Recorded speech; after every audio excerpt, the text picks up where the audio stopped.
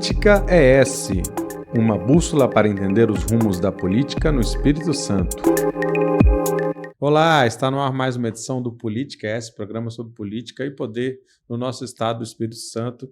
Eu sou o Vitor Taveira, lembro que esses outros programas estão no ar aí nos canais do Século Diário, no YouTube, nas plataformas de áudio como Spotify, e a gente se encontra também no Instagram, que é @tvséculo. Hoje nosso convidado aqui é o advogado e vereador de Vitória, André Moreira, do PSOL, que também é músico e luthier. Estava contando aqui nos bastidores sobre as guitarras e violões que ele tem feito aí. Então, mudei aqui a primeira pergunta, improvisei, queria saber qual que é a trilha sonora que você daria para a gestão do Lorenzo Pasolini aqui em Vitória. Pois é, eu acho que a trilha dele é até eclética, assim, né? Acho que ele vai esse jogo de computador do Minecraft, né? Tá falando que ele vai botando tijolinho na cidade, como se ele estivesse brincando com a cidade, sem perguntar às pessoas. Inclusive, ontem a gente estava falando disso lá em Jardim da Penha, né? Tentativa de fazer um Tancredinho lá em Jardim da Penha. E a música, essa música baiana e a ruinha, de péssima qualidade, porque tem uma música baiana muito boa, e o sertanejo universitário também, que é o que ele explora aí nos shows de final de ano. Não tem ecletismo nenhum na música que a gente tem ouvido aqui na cidade, pelo menos na música que tem sido colocada a partir do fundo público, diretamente paga pelo fundo público, né? E eu acho que a última é uma certa pretensão wagneriana, daqueles que me entenderem, né? Entendedores entenderão a referência. E assim, André, como é que você está enxergando aí a situação do prefeito, né? Ele tem a máquina na mão, ele tem uma cidade que sempre reelegeu, né? Até hoje, né? Desde que começou a reeleição, todos os prefeitos foram reeleitos. E o Pasolini está aí com grande apoio na Câmara, que deve se converter, em sua maioria, no apoio de partidos, né, formando uma coligação forte para ele. As lideranças comunitárias, em sua maioria, também orbitam ali, né, naquela troca de apoio, uma cooptação, de mesmo, benefícios. Né? Então, assim, é um cenário que se desenha um certo favoritismo aí, talvez, para o Pasolini, né? Ele lidera as pesquisas. Você acha que é isso, que ele é favorito, que o cenário está fácil, está complicado? Eu acho o seguinte, nesse momento, eu acho que não tem muita dúvida, tem pesquisas, né? Inclusive por conta dos blocos aí que foram construídos, assim, ele tem sido bem colocado nas pesquisas, mas ele é de longe o que está em situação menos tranquila e confortável entre os prefeitos da Grande Vitória. Quer dizer, ele está bem colocado para um prefeito com esse perfil que você falou, máquina na mão, tem apoio político da maior parte da Câmara, cooptou muita liderança, e o processo eleitoral, do jeito que ele é feito, ele acaba também servindo a uma concentração de poder nesse momento eleitoral. Agora, se você olha o cenário todo, né, a condição política dos prefeitos, dos candidatos à reeleição em Vila Velha e Cariacica, a gente vai tirar a Serra daí porque o prefeito não é candidato à reeleição, e se tivesse, pelos dados que a gente viu aí, públicos, inclusive, ele também estaria bem colocado, mas é que, na verdade, Pasolini está fora dessa linha de alguém que está virtualmente eleito em primeiro turno, porque as pesquisas também dizem que haverá segundo turno em Vitória, né? Então, acho que ele tem o tamanho, uma pessoa me disse isso esses dias, é o seguinte, ele tem o tamanho da administração dele quando você vê as avaliações, ele não é maior do que a administração dele no sentido de que ele tem uma liderança para além da estrutura da administração. Ele está sendo avaliado pela administração que ele fez, e aí os buracos deixados por administrações anteriores acabaram favorecendo, inclusive, a posição dele nesse momento. Aquilo que as administrações não fizeram e deixaram como problemas na cidade, ele atacou, e atacou também no sentido de obras aí, visíveis, muito embora a qualidade das obras seja bastante discutível, pelo que a gente vê de fiscalização, mas ele acabou se posicionando naquela perspectiva, isso a gente ouve de vez em quando, mas o fulano não fez, e ele acabou fazendo. Mas ele não é maior do que a administração dele. E como é que você observa o cenário eleitoral hoje em Vitória? Pois é. Vai se fechando assim, né? Esse arco de... Algumas pré-candidaturas recuaram e agora a gente tem um cenário mais possível de... Talvez mais indo para o que vai ser o cenário efetivo da eleição. Bem, eu acho que a conta é 2-2-2, né? Tem 2 na direita, extrema-direita, tem 2 num centro-direita, digamos assim, né? Um com a posição progressista, a outra com uma posição talvez não tão progressista, mas forçada também a uma posição de conflito com o prefeito pela condição... Estou falando especificamente da Stephanie, né? Então a gente vai falar Capitão Assunção Pasolini disputando uma direita e extrema-direita, direita mais consolidada, a Stephanie empurrada para esse centro pela forma com que ela foi tratada na gestão do Pasolini, porque ela é vice, né?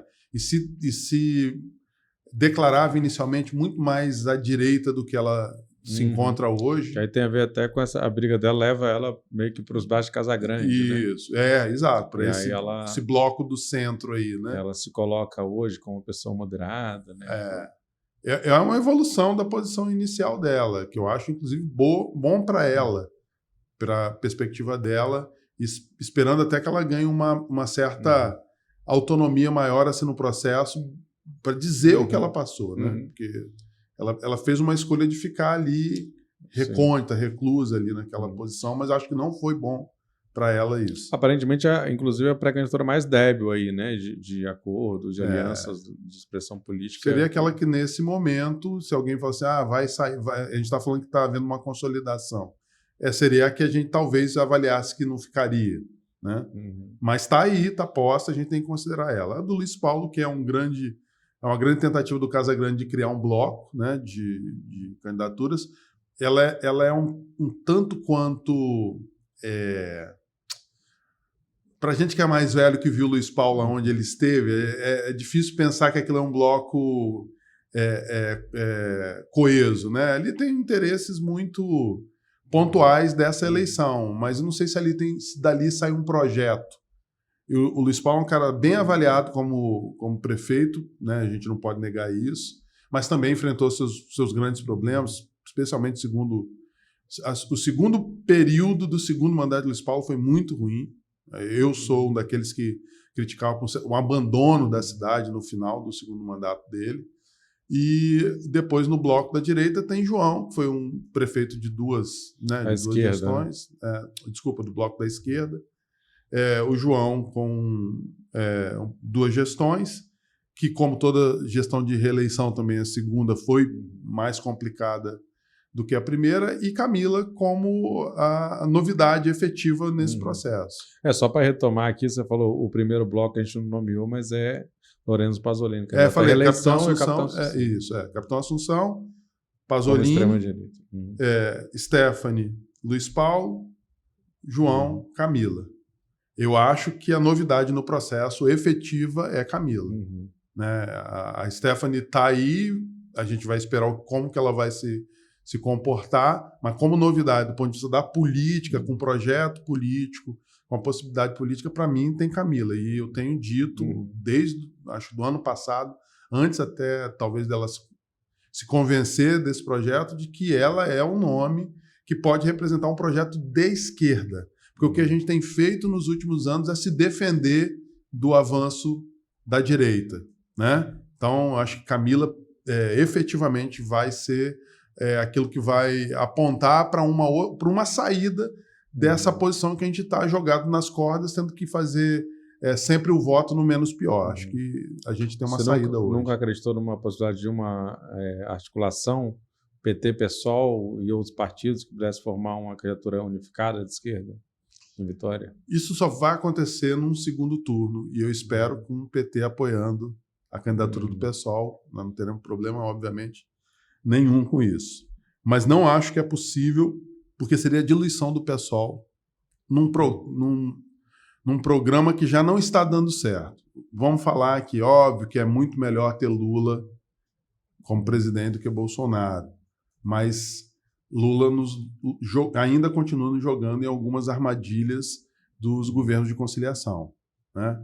O programa econômico com o arcabouço fiscal é um programa econômico muito parecido com o programa de direita, né? Um programa liberal, em que você paga a conta da dívida pública com restrição de políticas públicas importantíssimas como educação, saúde e até o investimento.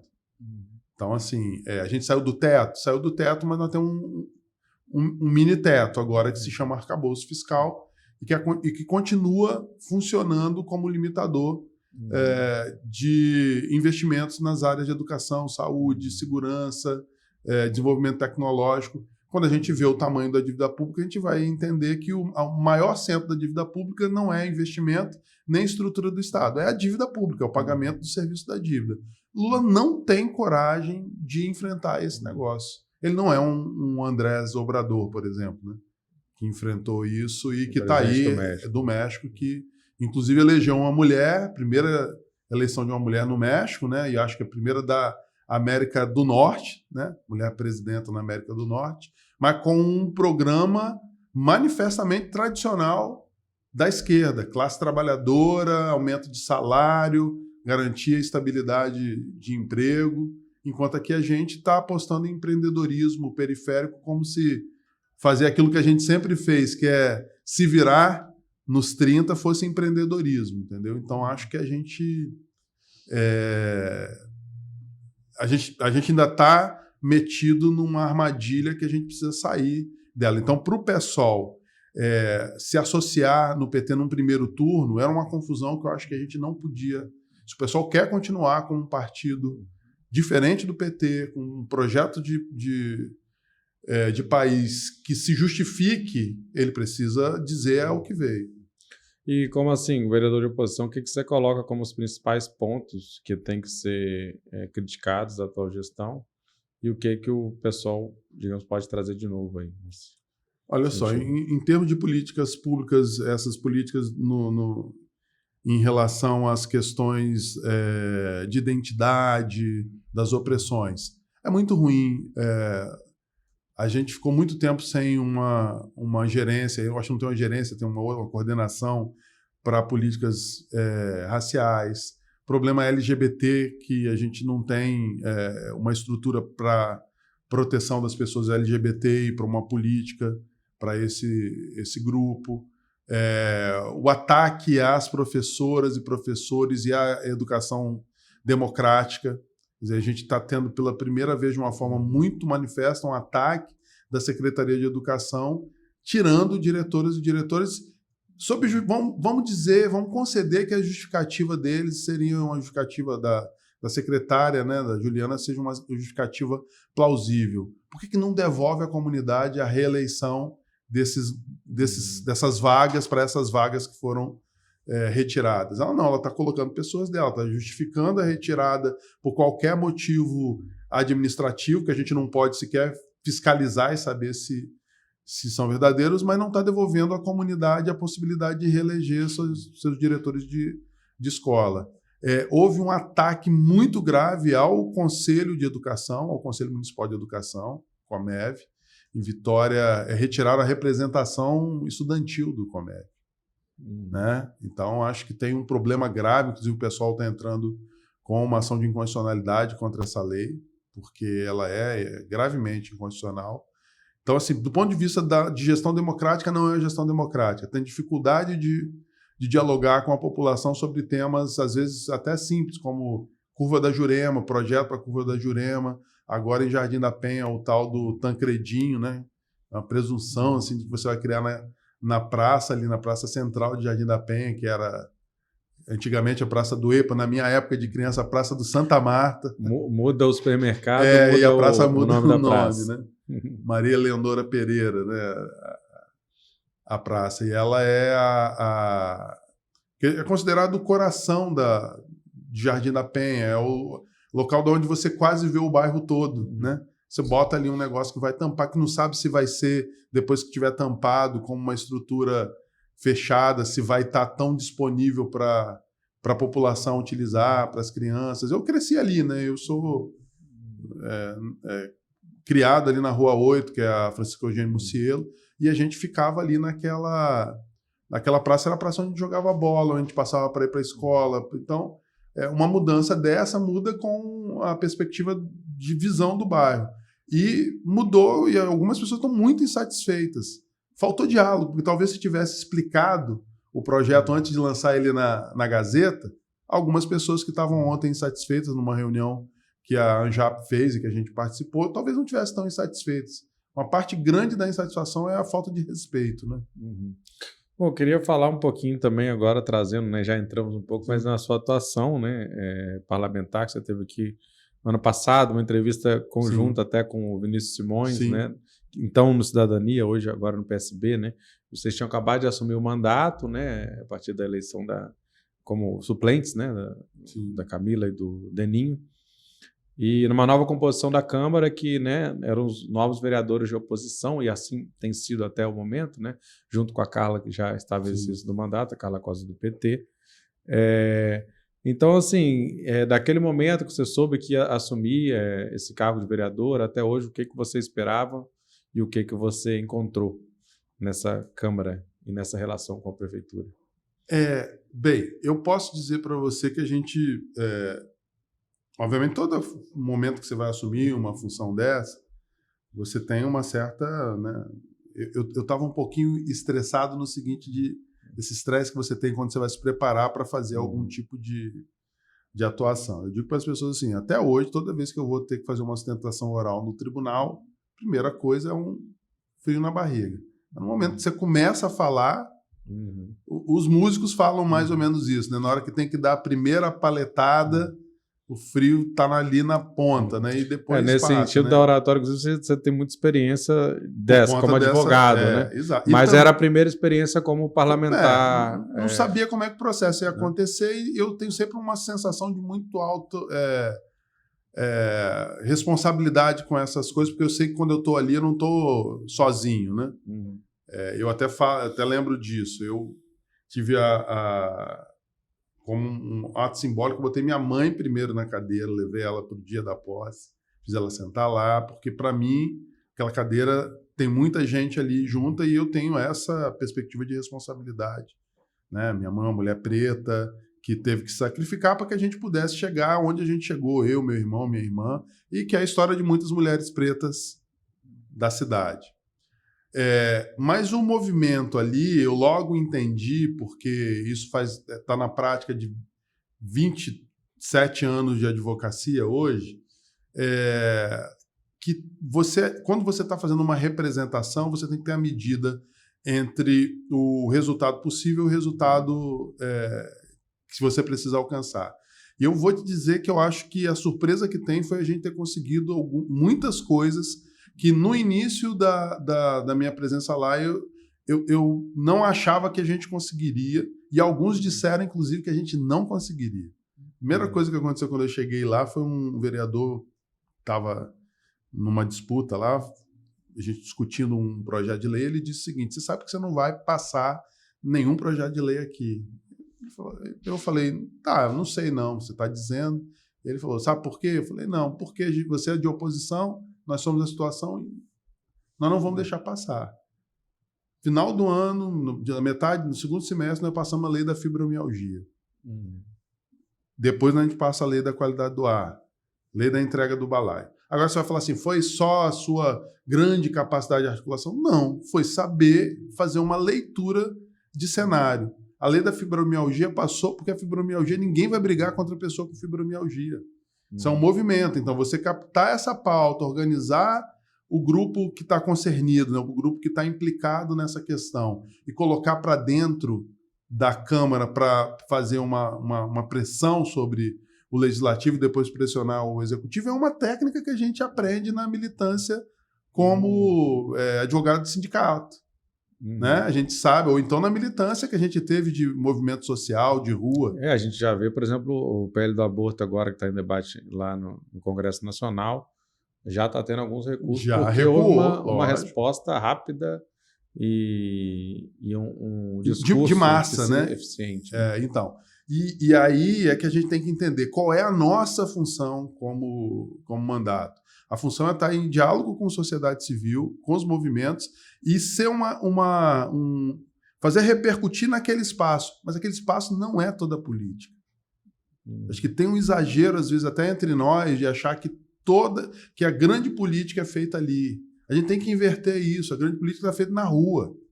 A consigna do nosso grupo, esse ano, inclusive dentro do PSOL, é hora de ocupar as ruas. Os professores estão ocupando a universidade. É difícil, o grupo é pequeno, mas estão ocupando e estão dialogando e estão conseguindo espaço. Né? No IFES também é a mesma coisa. Né? As mulheres ocuparam a rua e a gente no apoio contra esse PL. Nós temos que ocupar a rua. Não é porque o governo é o governo de Lula que a gente tem que deixar tudo do jeito que está para esperar o próximo Bolsonaro chegar. Então é a hora de ocupar a rua, porque o governo no capitalismo é sempre do capitalista. Né? Então, isso para a gente sempre teve muito evidente. A força do mandato está na capacidade de se articular com movimentos sociais, levar ele para dentro da Câmara e usar aquele espaço como um espaço onde a gente dá visibilidade ao que vem da rua, dos movimentos sociais.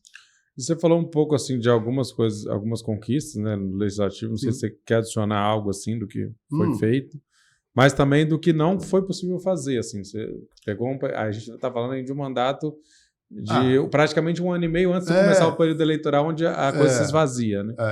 Então, a coisa que foi positiva. Se você falar que tudo que a gente não conseguiu fazer, que a gente queria fazer e não conseguiu, tem muita coisa, né? A gente sonhava em fazer muito mais. Por exemplo, a gente conseguiu começar a andar em alguns bairros e fazer audiências públicas. Nós fizemos uma audiência pública, vamos fazer a segunda agora. Eu acho que a gente precisa fazer muito mais. A gente precisa estar com um mandato que vai fazendo consulta à população e mostra para a população que uma certa organização da população em torno de determinados temas pode resultar em vitórias políticas e organizacionais. A gente começou isso, acho que não conseguiu fazer tudo porque também não deu tempo, porque isso precisa de um enraizamento, não é um negócio artificial que você chega lá e diz, vamos fazer uma organização aqui que a gente vai conseguir. Nós fizemos uma audiência pública, por exemplo, no bairro Engenharia, nós pegamos cadeira emprestada na igreja, botamos no meio da praça da Engenharia e conversamos com as pessoas. É isso que a gente quer fazer em outros espaços. Vamos fazer agora uma em Jardim Camburi sobre a qualidade do ar. Mas a gente fez isso que eu acho que é importante, talvez para destacar. Nós vencemos o Escola Sem Partido dentro da Câmara. O Escola Sem Partido era um projeto que ninguém tinha dúvida ali também que passaria assim, tranquilamente dentro de uma Câmara com uma postura mais conservadora e tudo mais. A gente venceu se articulando com a comunidade, com a sociedade, em torno das escolas, organização de professores. Quando a gente percebeu que essa organização tinha um certo limite e que não ia conseguir suspender a pauta, a gente pegou essa organização, levou para dentro da Câmara e paramos lá, ganhamos na disputa de voto, fazendo convencimento dos vereadores de que aquela pauta não era interessante. Então, isso é uma vitória grande, porque é algo que, na cabeça nossa, inclusive, estava dado, eles vão ganhar. E quando a gente olha, a gente gravou todos os dados dessa sessão, eles diziam no começo, nós vamos aprovar o Escola Sem Partido dentro da Câmara. No final, eles já estavam reclamando que não foi possível aprovar por conta de sei lá o quê, aí a culpa é sempre do outro, mas foi um processo de articulação política concreta. Como também os 14% sobre as pensões e aposentadorias dos servidores de Vitória. Era algo que quando a gente chegou lá, e aí obviamente nesse processo tem os três mandatos, mas quando a gente chegou lá diziam que era impossível que o prefeito mandasse uma lei, porque o projeto de lei tinha que ser de iniciativa dele. Nem acho que tinha que ser, mas ele mandou. Ele acabou mandando um projeto de lei para isentar o pessoal até 5 salários. Isso é uma vitória enorme, era impossível. E se tornou possível porque a gente, articuladamente, nosso mandato, os mandatos de oposição, construíram essa condição. Mas com quem? Junto do movimento de aposentados do espírito da grande Vitória, de Vitória, né? E assim, aí, de novo, é organização de população junto com a gente. Agora, tem muita coisa para fazer na cidade. Tem as pedras que vão, infelizmente, estão em risco de rolar lá no bairro Conquista. A gente está denunciando, está falando que precisa fazer antes que vire uma tragédia. Mas tem muita coisa para fazer na cidade. Agora, a gente, pelo menos, deu mostrou uma possibilidade de organização pela esquerda, sem negar que é comunista, sem negar nenhuma das nossas pautas, em que a gente consegue conquistas políticas dentro da Câmara. E assim, para terminar, porque você anunciou a sua pré-candidatura à reeleição no 1º de maio, né, no ato isso. político, e vai fazer agora nessa sexta-feira, né, o lançamento oficial dessa pré-candidatura. Então eu queria saber por que da decisão, né, de tentar novamente o mandato, de continuar, na verdade, né, na Câmara, e como vai ser a estratégia do PSOL nesse sentido, né, para garantir a continuidade dessa vaga, que começou, né, com a votação muito expressiva da Camila Valadão, né, como fenômeno eleitoral. Você estava nessa chapa, né, foi o suplente com assim, mais de 800 votos. Né, 830 votos. Significativo até para a cidade. Como é que está a sua expectativa também nesse processo? Então, primeiro, eu acho que o pessoal chegando à Câmara de Vitória com Camila e depois a Assembleia Legislativa mudou o panorama da política. Isso eu acho que é muito evidente. A minha chegada também à Câmara, eu acho que a gente pode, sem falsa modéstia, dizer que ampliou a possibilidade do partido fazer política na cidade e mudou também a perspectiva ali da Câmara. Eu tenho uma característica específica, que é o fato de eu ter sido, durante muito tempo, um ativista de movimento social e um advogado, né, de movimento sindical. E essa técnica eu levei lá para dentro. Assim, a gente tem uma comunicação boa dentro do mandato, mas tem um destaque para a área jurídica dentro do mandato, né? Assim, no operacional, o jurídico funciona como a base da nossa organização do mandato. Então, assim, a possibilidade que isso me deu de intervenção, de demonstrar erros, de levantar propostas, isso foi fundamental. Então, o que o mandato fez até agora, com um ano, a sensação que a gente fala lá é de que a gente tem mais tempo de mandato. Isso mostra que a gente precisa renovar o mandato. Se o PSOL é um partido necessário, o nosso mandato é também um mandato necessário. Necessário para quê? Para a gente avançar, para que outros venham na sequência, ocupem o espaço. Eventualmente, nessa conjuntura que está agora, se a gente fizer aí já passando para a segunda parte da pergunta, se a gente fizer uma leitura muito bem feita do processo e adotar as posturas corretas, inclusive com o nosso Diretório Nacional mandando recursos para a gente, é possível aumentar a participação do pessoal na Câmara de Vitória, o que seria maravilhoso, porque garantiria uma amplitude até das áreas que a gente poderia ocupar. Apesar do mandato ter dialogado com a maior parte das áreas possíveis, você sempre coloca alguém novo, vai conseguir dialogar melhor ou vai conseguir dialogar mais com a cidade. E esse é o projeto político de um partido, quer dizer, ocupar mais espaço. Qual é a estratégia que o pessoal tem adotado? Tentar fazer uma chapa cheia, né, em que a gente possa estar ramificado na cidade. Uma coisa que também aconteceu durante o nosso mandato é que a gente começou a dialogar com uma parte da cidade que não dialogava necessariamente com o PSOL. E isso é uma estratégia que o PSOL tem que adotar, porque o PSOL é um partido que tem voto na classe média, mas que fala para a periferia. E a gente está falando para a periferia, é preciso que esse diálogo, né, ele tenha retorno da periferia, não é retorno no voto, é retorno mesmo no diálogo. Muito embora o voto seja importante, ninguém vai abrir mão dele. Mas é isso, entendeu? Então chapa completa, e o nosso pedido é de que o Diretório Nacional mande dinheiro, porque Vitória é um local onde o pessoal pode crescer e é importante que cresça, uma capital, né? Tá na região sudeste, onde o pessoal já tem uma boa posição nos outros estados, Minas Gerais, São Paulo e Rio de Janeiro, e a gente precisa crescer aqui no Espírito Santo, e a gente tem essa possibilidade, inclusive com a possibilidade de Camila estar no segundo turno, e aí segundo turno é outra eleição, né? Inclusive é discutido que a candidatura de Camila é fundamental para impulsionar a chapa de vereadores, né? Na verdade, isso é sem ela é outra. Porque se Indiscutível. discute se haveria alguma tentativa do PT de derrubar essa candidatura e tal. Mas também, de alguma maneira, tanto as duas candidaturas, tanto como a de Assunção também, né? Para a Pasolini acaba sendo uma reserva de votos para um segundo turno, né?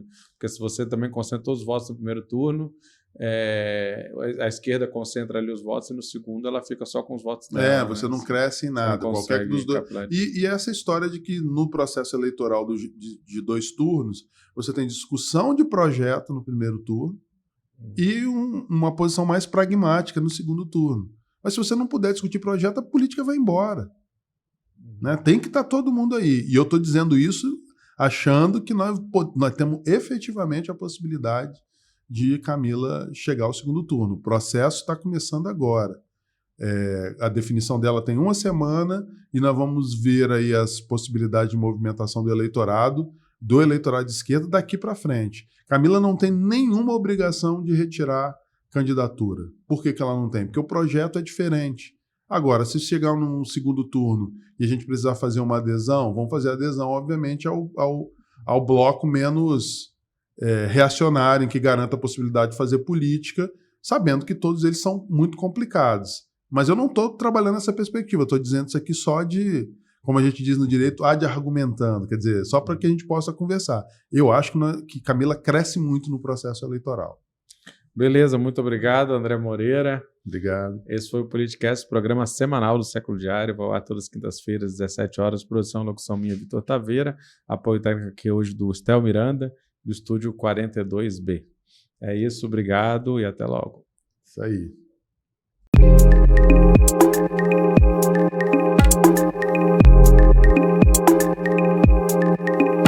Política ES, uma bússola para entender os rumos da política no Espírito Santo.